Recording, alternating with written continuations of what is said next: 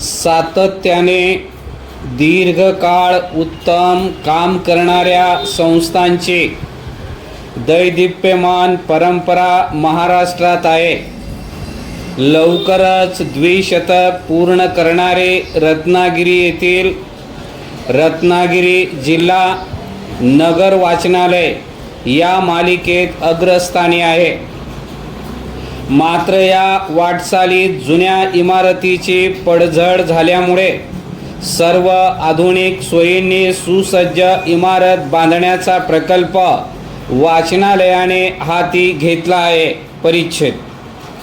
या वाचनालयाच्या प्रारंभाचा इतिहास रंजक आहे. देशात ब्रिटिशांची राजवट असताना त्यांचे अनेक अधिकारी देशाच्या विविध भागामध्ये प्रशासकीय जबाबदाऱ्या पार पाडत होते. यापैकी काही अधिकाऱ्यांना दैनंदिन कामे वगळता इतर क्षेत्रामध्येही रुची होती. त्यामुळे त्यांनी तशा संस्थांना चालना दिली. त्यापैकी 19व्या शतकाच्या पूर्वार्धात रत्नागिरीत आलेल्या J.S. ट्रॉट यांनी 1828 साली कोकण बुक सोसायटी या नावाने येथे वाचनालयाची स्थापना केली. कालांतराने त्याचे नेटिव्ह जनरल लायब्ररी असे नामकरण करण्यात आले. त्या काळात तिथे स्थायिक असलेल्या ब्रिटिश अधिकारी किंवा उच्चभ्रू भारतीयांनाच वाचन विरंगुळा म्हणून स्ट्रॉट यांनी ही सुविधा निर्माण केली होती. त्या वर्तुळातील बहुसंख्य व्यक्ती वाचनालयाच्या सभासद झाल्या. स्थैर्यासाठी पोषक परिस्थिती असतानाच एक विचित्र घटना घडली. परिच्छेद. वाचनालयात इलिझाबेथ राणीची तस्बीर लावलेली होती. एक दिवस वादळामुळे ती खाली पडून फुटली. पण ब्रिटिश सत्तेबाबतची नाराजी व्यक्त करण्यासाठी कोणीतरी मुद्दामच हा उपद्व्याप केला असावा असा वरिष्ठांचा समज झाला. त्यामुळे कोण्याही ब्रिटिश अधिकाऱ्यांनी या वाचनालयाशी संबंध ठेवू नयेत असा फतवा काढून तत्काळ कारवाई झाली. स्वाभाविकच अधिकाऱ्यांच्या वर्गणीवर चाललेले हे वाचनालय बंद पडले. पण काही काळानंतर न्यायमूर्ती M.P. खारेघाट यांची येथील न्यायालयात न्यायाधीशपदी नियुक्ती झाली. सामाजिक उपक्रमामध्ये रस असलेल्या खारेघाट यांनी या वाचनालयाबाबत चौकशी केली.